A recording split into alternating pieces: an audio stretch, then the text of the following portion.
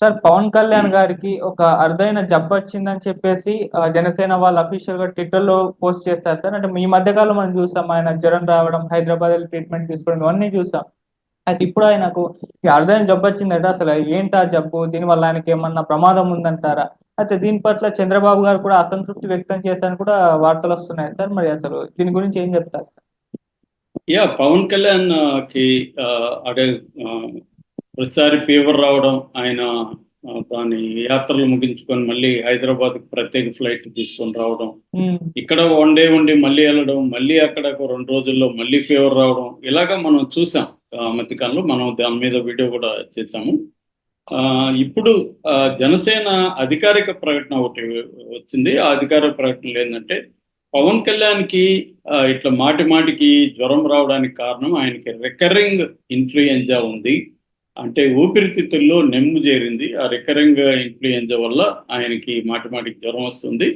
అందుకని ఆయన్ను మీరు జాగ్రత్తగా చూసుకోవాలి కార్యకర్తలు. ఆయన దగ్గరికి మాటి మాటికి వెళ్ళి షేక్ హ్యాండ్లు ఇవ్వడం కానీ, లేకపోతే సెల్ఫీలు తీసుకోవడం కానీ చేయొద్దు. ఆయన్ని ఇబ్బంది పెట్టకండి, ఆయన్ని జాగ్రత్తగా చూసుకోవాల్సిన అవసరం ఉంది అనేది వాళ్ళు చెప్పిన సారాంశం. సో దీని మీద ఆల్రెడీ వైసీపీ సోషల్ మీడియా ట్వీట్లు పెడుతుంది. అంటే నువ్వు సరిగ్గా ఒక రోజు ఎండలో నిలబడి ఒక మీటింగ్ని అటెండ్ చేయలేవు, నీకెందుకురా రాజకీయాలు, నీకెందుకు జగన్ని పాతాలకు తొక్కేస్తాను, ఇవన్నీ ప్రగల్భాలు నీకెందుకు అన్నట్టుగా వాళ్ళు మాట్లాడుతున్నారు. అట్లాగే ఎవరైనా జ్వరం వస్తే ఏం చేస్తారు? హాస్పిటల్కి వెళ్తారు. కానీ మా పవన్ కళ్యాణ్ మాత్రం జ్వరం వస్తే హైదరాబాద్ వెళ్తాడు అని కూడా వాళ్ళు చెప్పారు. సో ఈ విమర్శలకన్నిటికీ సమాధానంగా పవన్ కళ్యాణ్కి ఒక సీరియస్ ఇష్యూ ఉంది. అది రికరెంట్ ఇన్ఫ్లుయెంజా అని చెప్పారు.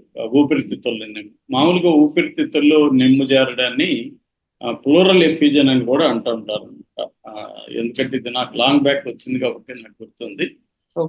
అదేంటంటే అది మనం నెగ్లెక్ట్ చేస్తే టీబీగా కన్వర్ట్ అయ్యే అవకాశం కూడా ఉంటుంది. ఈ ఫ్లోరల్ ఎఫ్యూజన్ ఊపిరితిత్తుల్లో నెమ్ము చేరడం.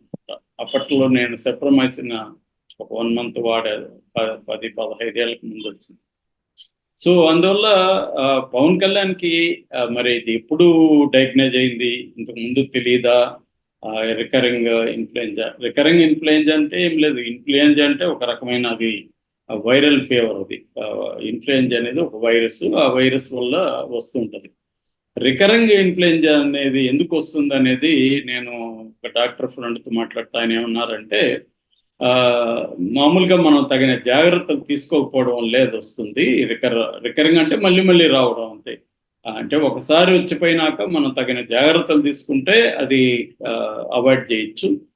అంటే ప్రాపర్ రెస్ట్ కావచ్చు, ప్రాపర్ ఫుడ్ కావచ్చు, ఇమ్యూనిటీ పవర్ని డెవలప్ చేసుకోవడం కావచ్చు, ఇవన్నీ చేయాల్సి ఉంటుంది.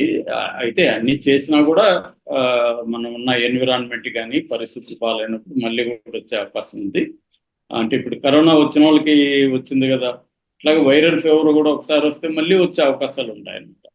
అలాగా ఇన్ఫ్లుయెంజా అన్న ఒక రకమైన వైరస్ నుంచి వచ్చే ఈ ఫీవరు పవన్ కళ్యాణ్కి ఉంది. అదేమి విచిత్రమైన జబ్బు, వింత జబ్బు కాదు. ఇది రికరింగ్ ఇన్ఫ్లుయెంజా అనేది వెరీ వెరీ కామన్, అందరికీ వస్తుంది. కాకపోతే పవన్ కళ్యాణ్ ఒక బ్యాడ్ లక్ ఏంటంటే ఎన్నికల టైంలో ఆయనకి రావడం అనేది ఆయనకు బ్యాడ్ లక్, జనసేన అభ్యర్థులకు బ్యాడ్ లక్, ఇటు కూటమి అభ్యర్థులకు కూడా బ్యాడ్ లక్. ఆ రకంగా చంద్రబాబుకు డిసప్పాయింట్ అయ్యే అవకాశం ఉంది. ఎందుకంటే కారణాలు ఏవైనా రిజల్ట్ ఇంపార్టెంట్ కదా.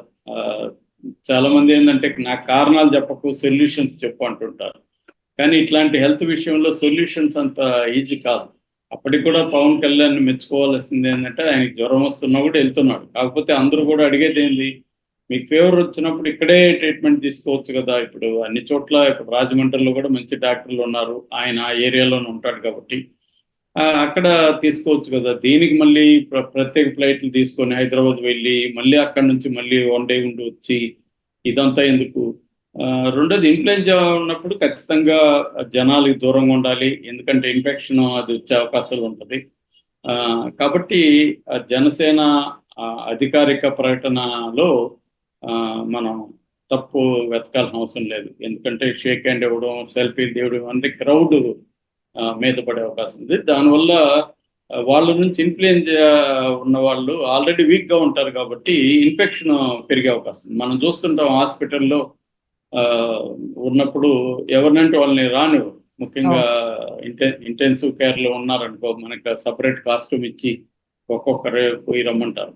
ఎందుకంటే ఇన్ఫెక్షన్ వాళ్ళు పేషెంట్ వీక్గా ఉంటారు కాబట్టి ఈజీగా ఇన్ఫెక్షన్ సోకుతుంది. ఎందుకంటే వల్నరబుల్గా ఉంటారు వాళ్ళు. అలాగే పవన్ కళ్యాణ్ విషయంలో ఆ జాగ్రత్తలు తీసుకోవడం మంచిది. ఎందుకంటే ఆయన జనంలో ఉండాల్సిన పరిస్థితి అయితే తప్పకుండా ఉంది. ఎందుకంటే కూటమి మొత్తానికి స్టార్ క్యాంపెయినర్ ఆయన ఒకరే. ఇప్పటి వరకు పెద్దగా స్టార్ క్యాంపెయినర్స్ ఎవరు లేరు. చంద్రబాబు, పవన్ కళ్యాణ్ ఇద్దరే స్టేట్ వైడ్ గా తిరిగే పరిస్థితి ఉందన్నమాట. అందువల్ల పవన్ కళ్యాణ్ ఖచ్చితంగా ఎన్నికల వరకు, ఎన్నికల ప్రచారం డెడ్ లైన్ 2 రోజుల ముందు ముగిసింది కాబట్టి అప్పటి వరకు కూడా పవన్ కళ్యాణ్ జనంలో ఉండాల్సిన పరిస్థితి ఉంది. At the same time recurring influenza అనేది కూడా బాగా ఇబ్బంది పెట్టే అవకాశం ఉంది. ఎందుకంటే మనకు తెలుసు వైరల్ ఫీవర్స్ ఎలా ఉంటాయో. సో అందువల్ల వాళ్ళు ఈ జాగ్రత్తలు తీసుకున్నట్టుగా అర్థమవుతుంది. బట్ చాలా మందికి ఉండే డౌట్ ఏంటంటే, ఈయన ఇట్లా ఫీవర్ వచ్చినప్పుడు ఎందుకు హైదరాబాద్ వెళ్ళిపోవాలని. మేబీ ఆయనకి ఇక్కడ కంఫర్ట్ ఉండొచ్చు, లేదా ఇక్కడ ఆయన రెగ్యులర్గా చూసే డాక్టర్స్ ఉండొచ్చు. మనం చాలాసార్లు మనకి ఏదైనా ప్రాబ్లం వస్తే మనకు తెలిసిన డాక్టర్ దగ్గరికి పోదాం అనుకుంటాం. ఎందుకంటే తెలియని వాళ్ళు మన హిస్టరీ కానీ, మన పర్సనల్గా మెడికల్ హిస్టరీ అనేది వాళ్ళకి తెలియదు. న్యూయాన్సెస్ అంతా ఉంటాయి. మనకి ఏ రకమైన ఇతర వల్నరబిలిటీస్ మన బాడీలో ఉన్నాయి అవన్నీ తెలిస్తే వాళ్ళు ఇచ్చే ట్రీట్మెంట్ వేరేగా ఉంటుంది. ఆ రకంగా కూడా పవన్ కళ్యాణ్ హైదరాబాద్కి పోవడానికి అదొక కారణం కావచ్చు. అది కూడా ఎక్స్ప్లెయిన్ చేసి ఉంటే బాగుండేది నిజానికి. ఎందుకంటే చాలా మందిలో కన్ఫ్యూజన్ ఉంది. వైసీపీ వాళ్ళు దాన్ని అదే పనిగా దాన్ని వైరల్ చేస్తూ ట్రోల్ చేస్తున్నారు. ఇట్లాంటప్పుడు ఎప్పుడైనా కూడా మ్యాక్సిమం కమ్యూనికేషన్ గ్యాప్ రాకుండా చూసుకోవాలా తన జన సైనికులకి తనకి మధ్య. ఎందుకంటే కేడరు బాగా నాయకుడిని నమ్మి పనిచేయాల్సి ఉంటుంది. నాయకుడి మీద నిరంతరం డౌట్లు ఉంటే కేడర్ కూడా ఆ మేరకు నీరు గడిపోతారు. సో ఏదేమైనా ఇక్కడ క్లారిఫై చేయాల్సిన అంశం ఏంటంటే, అతనికి ఏదో విచిత్రమైన జబ్బు, ఇంత జబ్బులు ఏం లేవు. అదంతా కూడా వైసీపీ సోషల్ మీడియా చేసే ప్రచారం. ఆయనకి ఉన్నది వచ్చి రికరింగ్ ఇన్ఫ్లుయెంజా, అది వైరల్ ఫీవర్కి సంబంధించిన విషయం. సో అది లంగ్స్ని అఫెక్ట్ చేస్తుంది, లంగ్స్లో నేమ్ చేస్తుంది. అందువల్ల ఒక్కోసారి ఊపిరి పీల్చుకోవడం కష్టంగా ఉంటుంది, ఎక్కువసేపు నిలబడడం కష్టంగా ఉంటుంది.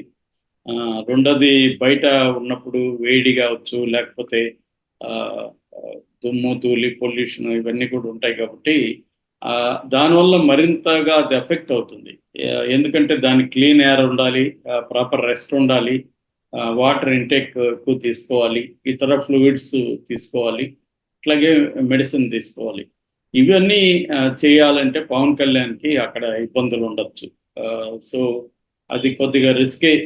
ఆ మేరకి నష్టం కూడా ఒప్పుకోవడానికి ఉంటుంది. ఎందుకంటే ఆయన ఒక అగ్రెసివ్గా వెళ్లాల్సిన పరిస్థితి ఉన్నప్పుడు వెళ్ళలేడు. ఆయన ఒక్కడే జగన్ కానీ మిగతా వాళ్ళని కానీ అగ్రెసివ్గా మాట్లాడగలరు. నిన్న కూడా చిరంజీవి విషయంలో సజ్జల మాట్లాడినప్పుడు ఆయన చాలా అగ్రెసివ్గా మాట్లాడాడు. చాలా కాలం తర్వాత చాలా అగ్రెసివ్గా మాట్లాడాడు. ఆ అగ్రెసివ్నెస్ అనేది కూటమికి ఇంకెవరికి లేదు, పవన్ కళ్యాణ్కి మాత్రం ఉంది. దానివల్ల లాభమా నష్టం అనేది పక్కన పెడితే ఇవాళ ఎలా ఉంటుందంటే, ఎవరు మన ప్రత్యర్థి మీద గట్టిగా మాట్లాడితే, ఎంత ఎఫెక్టివ్గా గట్టిగా స్ట్రాంగ్గా మాట్లాడితే అంత మంచిదని అందరూ అనుకుంటున్నారు ఇవాళ ఆల్ పార్టీస్.